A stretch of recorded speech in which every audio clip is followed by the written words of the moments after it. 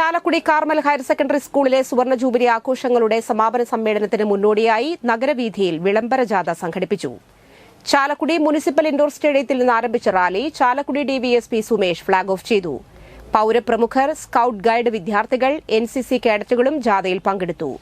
Municipal chairman Abi George, school manager reverend father Anu Puthussery CMI, principal reverend father Jose Thanikkal CMI, ward councillor Bindu Sasikumar എന്നിവർ മുഖ്യാതിഥികളായിരുന്നു. Chalakudy SHO MK Sajeev, വിളംബര ജാഥ convener Joyce Thekkumthala എന്നിവർ സന്നിഹിതരായിരുന്നു. ജൂബിലി സമാപന സമ്മേളനം ജനുവരി 10 വൈകിട്ട് 5:30 ദേശീയ ന്യൂനപക്ഷ കമ്മീഷൻ ചെയർമാൻ ഇക്ബാൽ സിംഗ് ലാൽപുര ഉദ്ഘാടനം ചെയ്യും.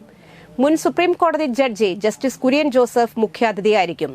പ്രശസ്ത പിയാനോ കലാകാരൻ സ്റ്റീഫൻ ദേവസിയും ആട്ടം കലാസമിതിയും സംയുക്തമായി ഒരുക്കുന്ന സംഗീത കലാവിരുന്നോടുകൂടിയായിരിക്കും സമാപനത്തിന് കൊടിയിറങ്ങുന്നത്.